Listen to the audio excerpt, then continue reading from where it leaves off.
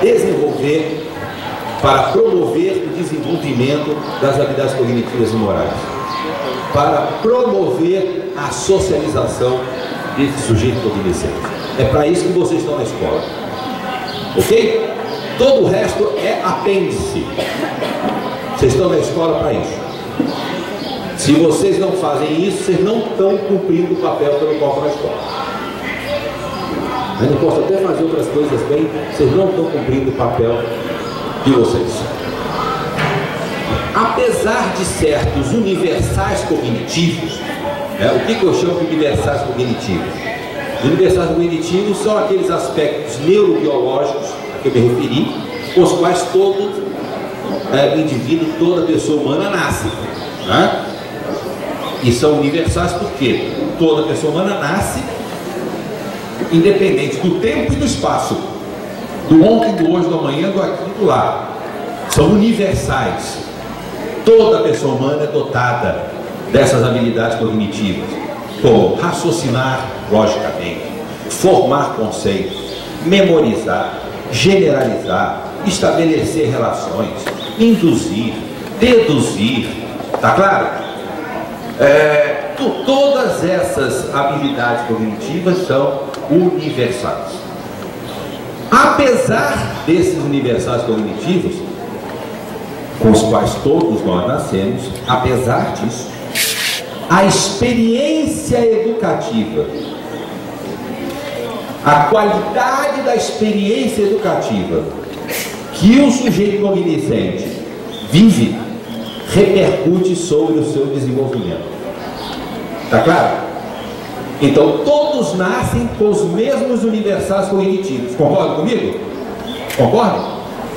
Mas nem todo mundo passa pelas mesmas experiências educativas. Concordam comigo? Ok? Ora, apesar de todos disporem dos mesmos universais cognitivos, nem todos dispõem das mesmas experiências educativas. E, portanto, nem todos dispõem das mesmas condições para o desenvolvimento das suas habilidades cognitivas e morais, para o seu desenvolvimento enquanto sujeito cognoscente. Você vai ter experiências educativas com qualidade e você vai ter experiências educativas sem qualidade. Aí você vai ter a escola com qualidade e a escola sem qualidade. Você vai ter o professor com qualidade e o professor sem qualidade. Onde é que está a diferença?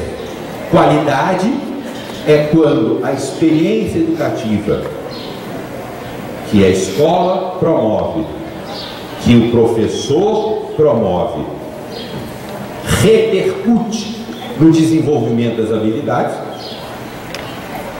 Portanto, faz diferença para além dos universais cognitivos com que o indivíduo nasce. Tá certo? E sem qualidade é quando a experiência educativa daquele sujeito cognoscente, a escola onde ele está, o professor que trabalha com ele, não faz a menor diferença no desenvolvimento das habilidades cognitivas e morais. Tá claro? Então, escola de qualidade é aquela que promove o desenvolvimento do sujeito cognoscente. Professor competente, com qualidade, é aquele que promove o desenvolvimento do cognoscente. Escola que não promove esse desenvolvimento, professor que não promove esse desenvolvimento, não só não cumpre o seu papel social, a sua razão de ser, de existir, ele foi otorgado pela sociedade, como atesta a sua mais completa falta de qualidade. Okay? Muito bem. Eu disse há pouco que conhecimento não é um conjunto de dados e informações isolados. Então nós temos aí dado, informação e conhecimento. De maneira muito rápida, a gente vai tentar distinguir, né, esses três aspectos, dado, informação e conhecimento, porque eles são distintos, ainda que eles estejam interconectados. E aí um processo, um circuito, né, que vai do dado à informação e da informação ao conhecimento. Então, dado se transforma em informação, informação se transforma em conhecimento. O que opera essa transformação?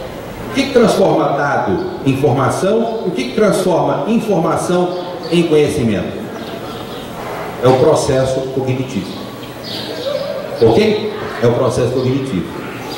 E como eu disse, se dá em todos os momentos da nossa vida. O nascimento, a morte.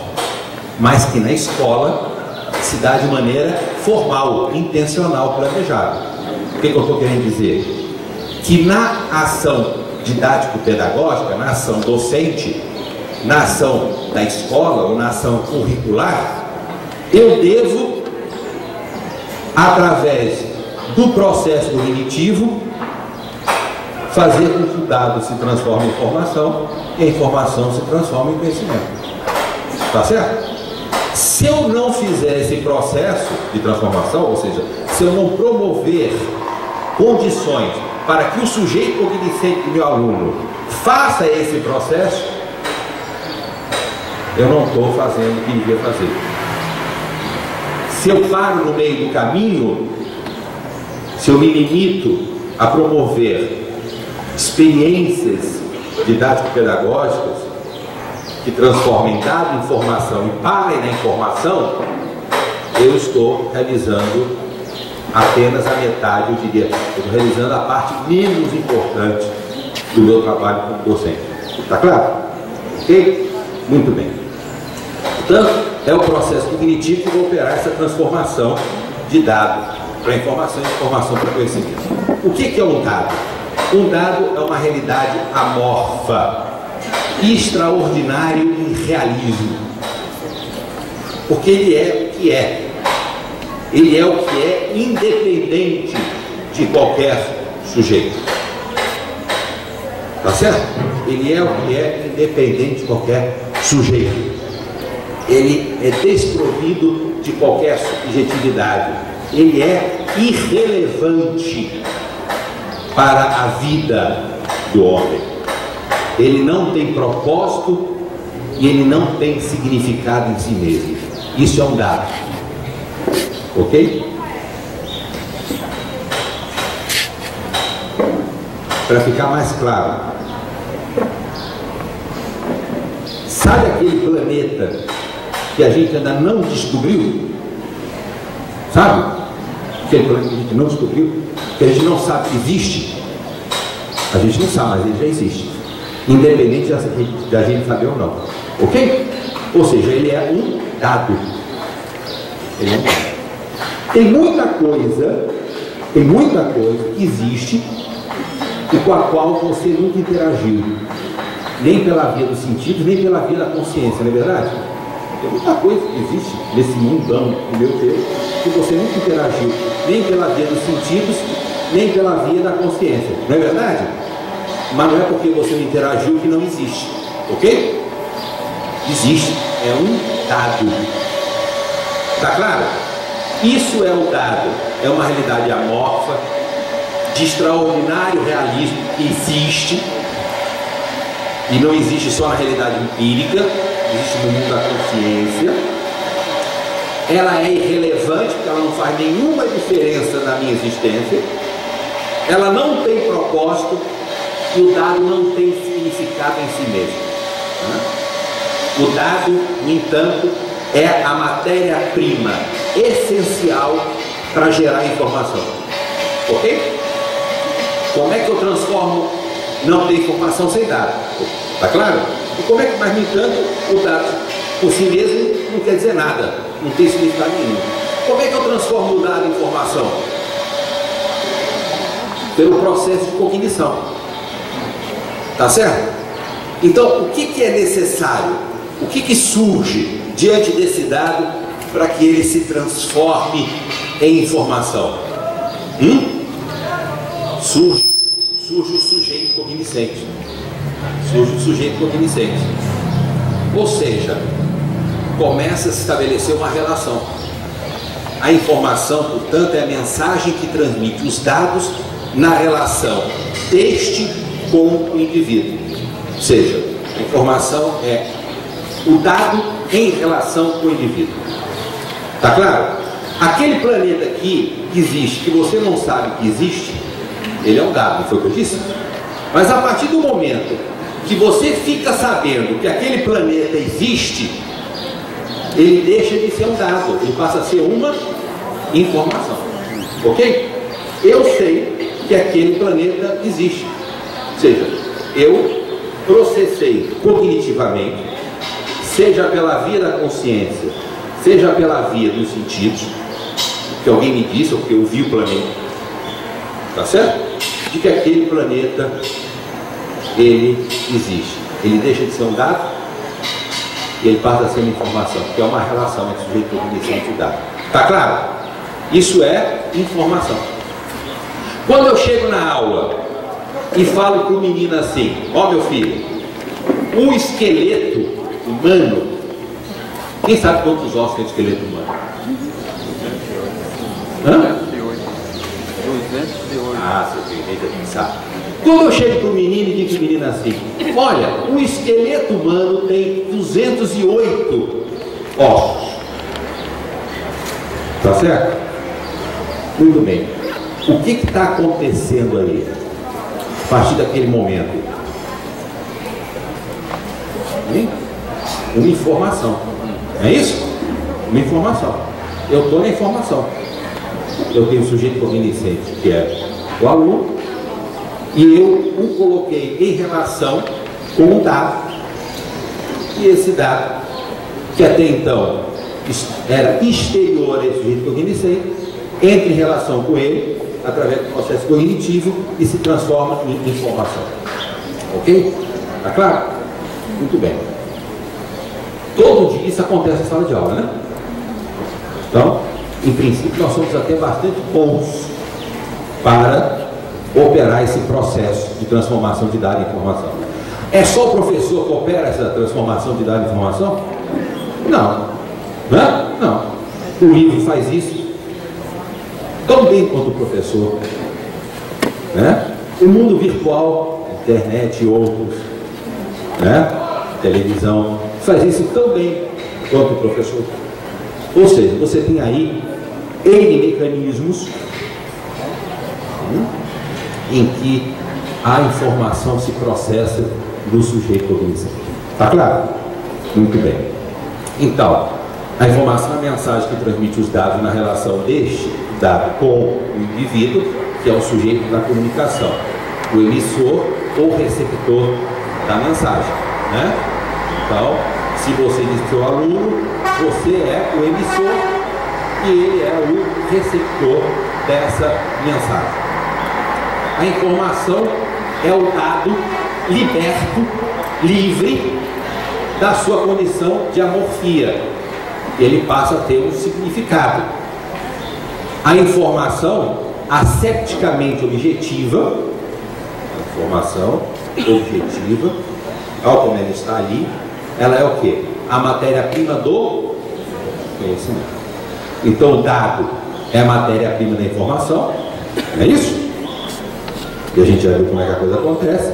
E a informação é a matéria-prima do conhecimento. Do conhecimento. A informação sustenta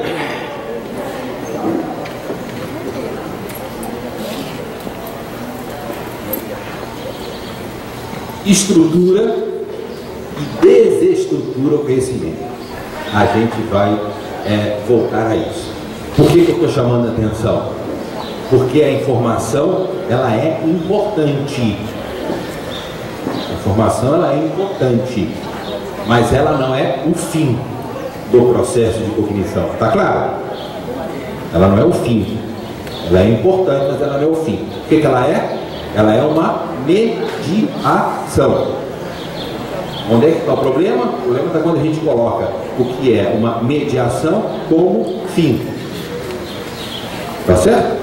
Você não entra na sala de aula para dizer para o seu aluno que o corpo humano tem 208 ossos.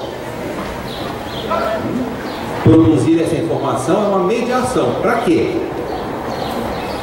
Para produzir conhecimento. Tá claro? Ok? Então não confundir a mediação com o fim. Então a informação, ela é... Agora travou aqui. Cadê o rapaz da...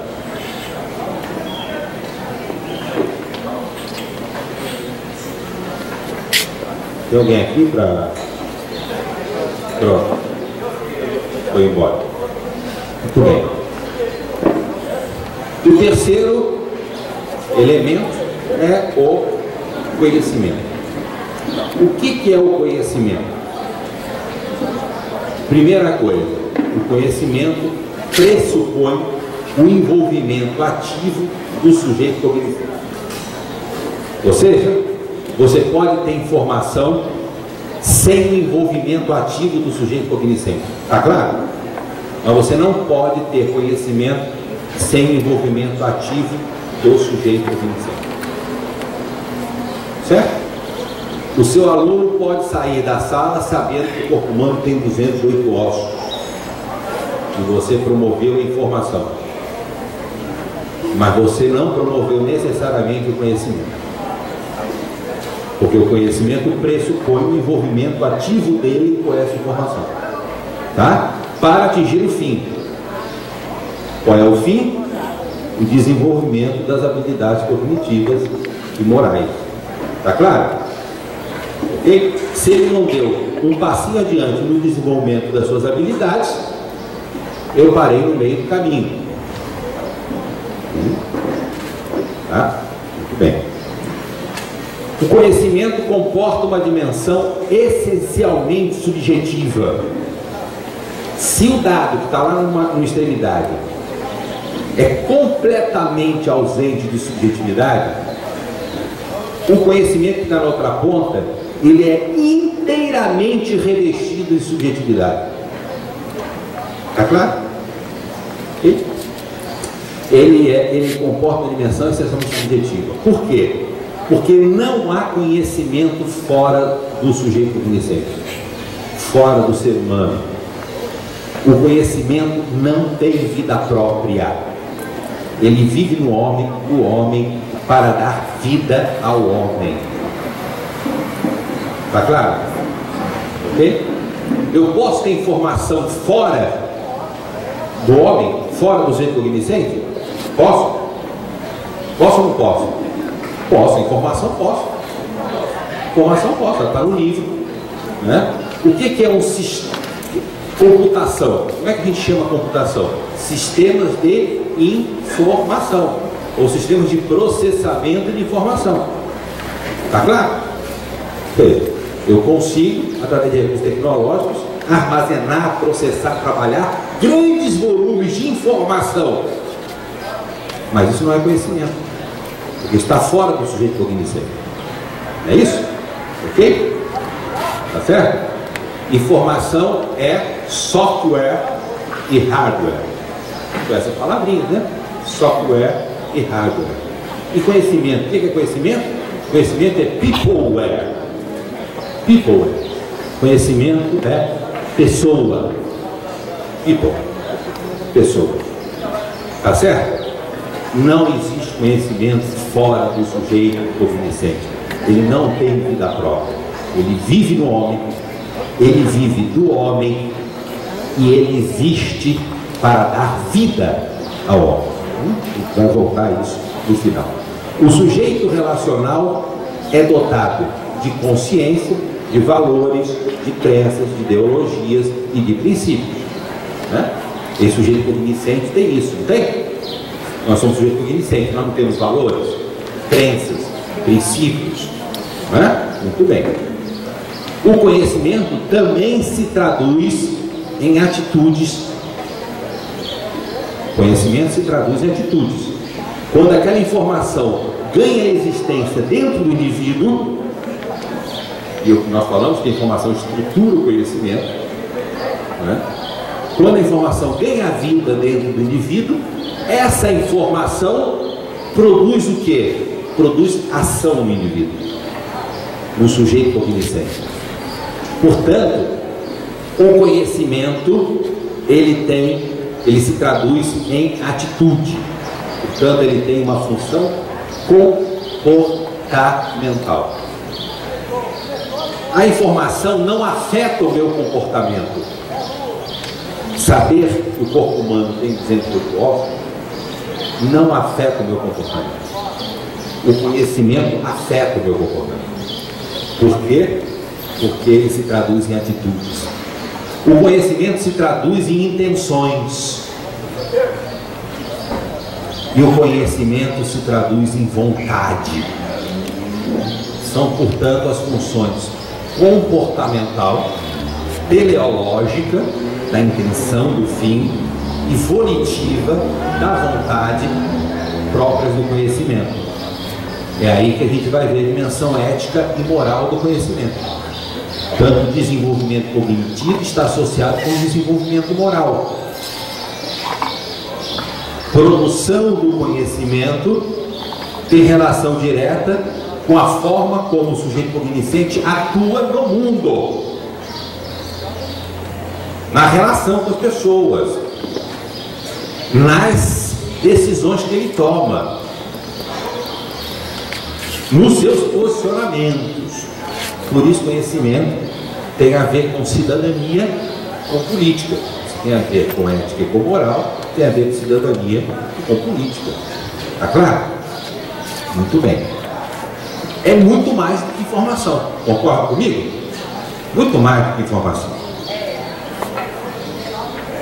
O conhecimento se constrói na relação do sujeito cognoscente com o eu. Então, eu me relacionando comigo, né? Que sou uma pessoa situada no tempo e no espaço, no contexto cultural, histórico, e na relação com tudo mais. É a dimensão de alteridade do conhecimento. Alter, em grego, é o outro. Esse outro é o outro sujeito cognoscente, e esse outro é a informação. Ok? A informação, que eu acesso pela via dos sentidos e da consciência. Então, o conhecimento se constrói nessa relação. O conhecimento atua sobre o desenvolvimento do indivíduo e está comprometido com a sua ação. O conhecimento atua sobre o desenvolvimento do indivíduo. Até a informação, não. Quando você transforma informação em conhecimento, a informação ganha em subjetividade, ela passa a existir no sujeito e ela passa a atuar sobre o comportamento, a intenção e a vontade do sujeito. Ou seja, o conhecimento atua sobre o desenvolvimento de vida, porque o conhecimento faz com que você seja no momento diferente do que você era no momento anterior. Tá certo?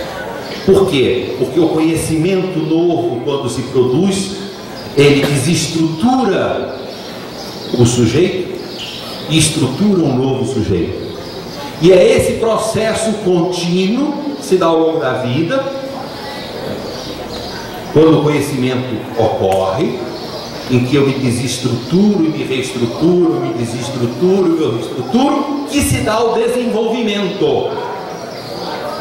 Repito, isso se dá ao longo de toda a nossa vida, mas isso tem que se dar de maneira formal, planejada, intencional, privilegiada, através das experiências didático-pedagógicas na escola.